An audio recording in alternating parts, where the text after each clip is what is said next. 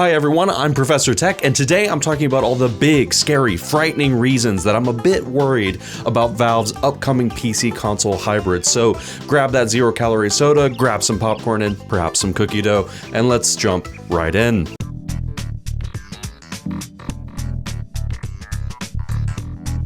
The world is currently in a tumultuous state, and that's keeping things simple, but one thing that tends to keep us nerdy types grounded are video games. When the whole world is imploding, literally and figuratively, we tend to be able to jump into the latest tech and escape, even if just for a few short minutes. So finding new ways to do that, which improves accessibility, features, and fidelity, is almost always appreciated. However, with global RAM shortages continuing and now even storage media becoming harder and harder to find at reasonable prices, or in some cases find at all, there are some big impacts happening to every sector of the tech world right now. Couple that with the global recession that we're currently in, and you can pretty quickly see how new innovations are becoming that much more unreachable and unattainable. So what does that all have to do with the Steam Machine, Valve's upcoming PC console hybrid? Well, we don't live in a vacuum, so in one way or another, everything is connected. Like all of my videos, I've compiled a list of 5 things that have me worried about the upcoming release of the Steam Machine regarding the hardware, the software, the economy, and even the future of similar devices. So, first up, we have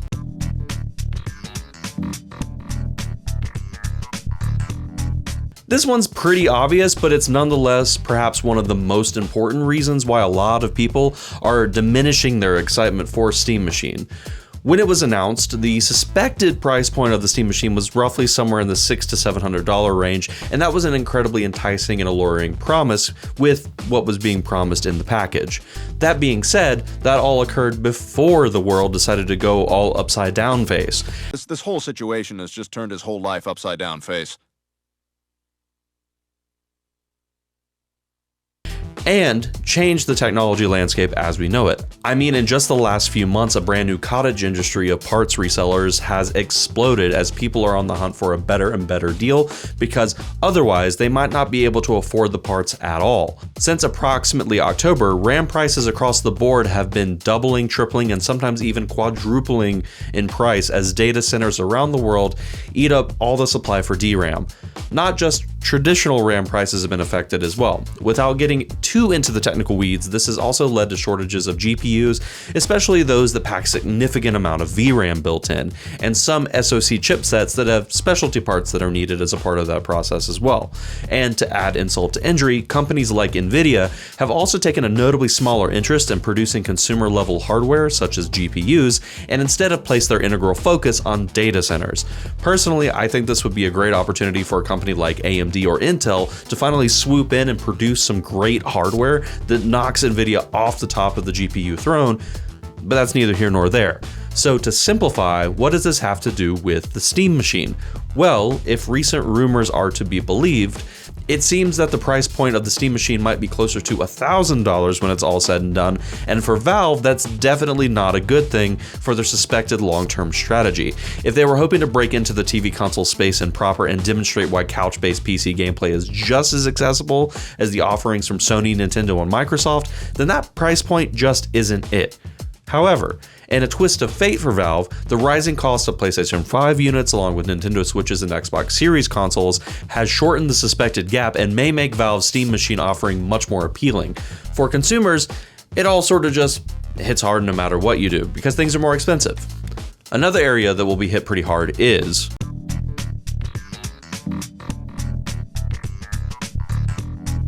this one should also probably be obvious, but I feel like anytime a new product comes out, people tend to forget all about this facet. Combined with a lot of the reasons for my previous point, the availability of the Steam Machine is likely to be incredibly limited at launch and potentially continue for the foreseeable future. Not only will prices likely be quite high, but even those that are willing to shill out the money for these machines will likely face long order wait times, shipping delays, and that's before you factor in any sort of logistics problems that may come about because of world events currently. When the Steam Deck first launched, there was an immense demand for it, and wait times often extended into several months territory. I mean, I myself bought my Steam Deck off a secondhand seller at an inflated price.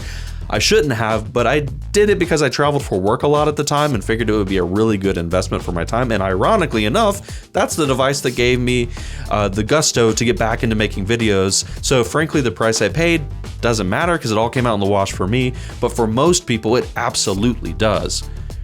Do I think demand for the Steam Machine will be as high as the Steam Deck? No, actually, honestly, no, not at all. I think people who already own a PC or who already own a Steam Deck will be less likely to rush in for a Steam Machine, but I do think the enthusiast market is quite large, and those are the people who will be chomping at the bit to get one. And yes, if you're wondering, that's me. That's you who's watching this video, and it's your cat. You should be suspicious of your cat. They watch you while you're sleeping. They've got some weird hobbies, but that's neither here nor there. But you know what I worry about that doesn't watch me in my sleep?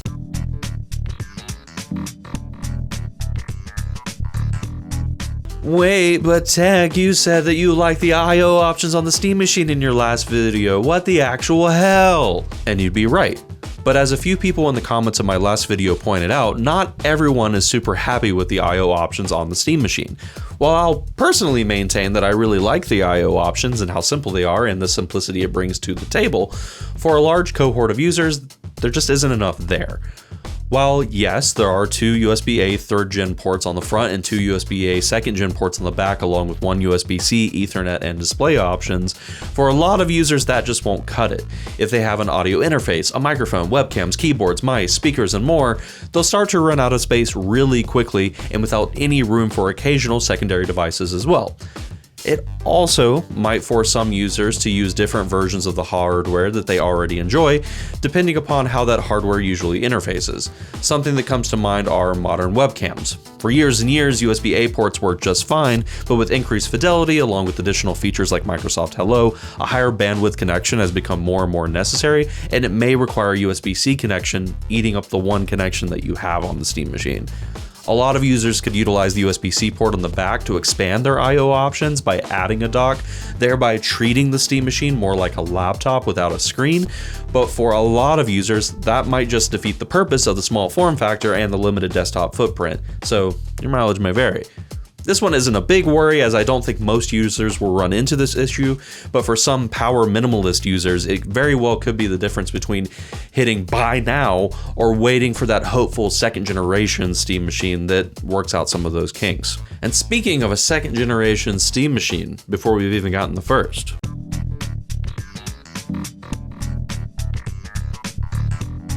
This may seem a little bit ironic, right?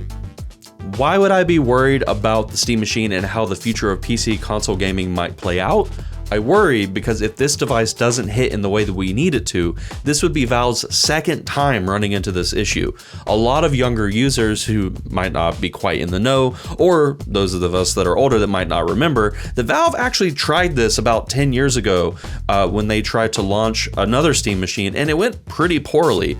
Very, very few units ever made it out onto the market, and those that are still out there are so rare that they go for extremely high prices, even with superiorly dated hardware now. It's now been over 10 years since that happened, and frankly, I would really prefer not to have to wait another 10 years for the next attempt at a PC console hybrid. I think the community and the user base speaks for itself, and we want this to work. PC gamers are like any gamers. We really like comfort, and we really like accessibility and variety, and the current Steam Machine promises to bring all three. But if those promises fail, then it will set this entire sector back quite a while, or so I think.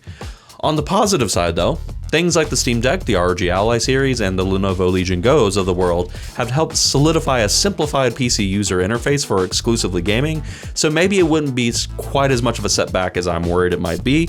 And since Valve has so much experience and success with the Steam Deck, they surely have learned quite a bit this go around. So while I'm worried, I'm not terrified.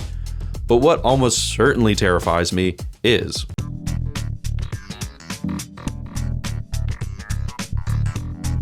I know, a lot of my worries don't make any sense. I have an alphabet of neurological things going on, but I promise there's a reason for this, just like the others. If you pay attention to recent headlines from Microsoft, Nintendo, and Sony, it seems like there is something in the water as the move to integrate the PC gaming user interface into this console ecosystem is starting to wane, it's starting to vanish.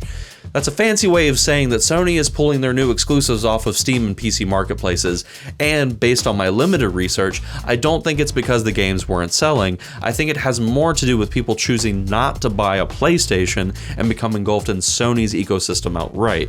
Sony must have known that would potentially happen going in.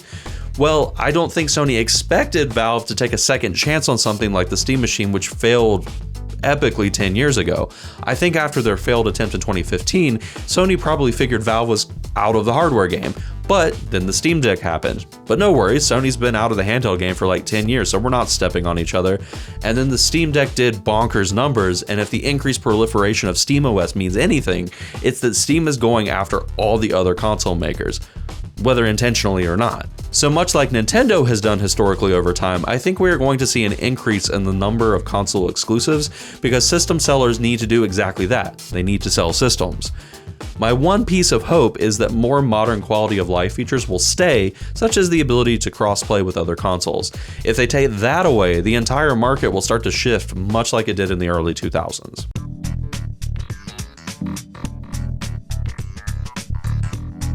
So the Steam Machine. It faces a few uphill battles: RAM and hardware prices, a limited I/O configuration, supply chain problems, and several other yet to be known fears on the horizon. It worries me a little bit, but then again, everything does. Do you agree or disagree with any of my points? Leave me a comment down below letting me know your thoughts. Thank you for watching my video. I sincerely appreciate it, and I'll see you later.